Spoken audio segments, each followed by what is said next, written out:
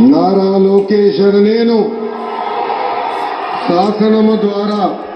నిర్మితమైన భారత రాజ్యాంగం పట్ల నిజమైన విశ్వాసం విధేయత చూపుతానని,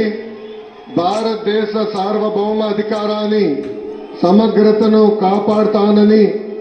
ఆంధ్రప్రదేశ్ రాష్ట్ర మంత్రిగా నా కర్తవ్యాలను శ్రద్ధతో అంతర్గత శుద్ధితో నిర్వహిస్తానని, భయం గాని పక్షపాతం గాని రాగద్వేషం లేకుండా రాజ్యాంగాన్ని శాసనాలు అనుసరించి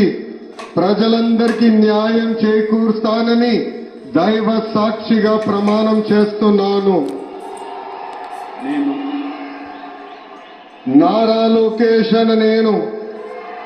ఆంధ్రప్రదేశ్ రాష్ట్ర మంత్రిగా నా పరిశీలనకు వచ్చిన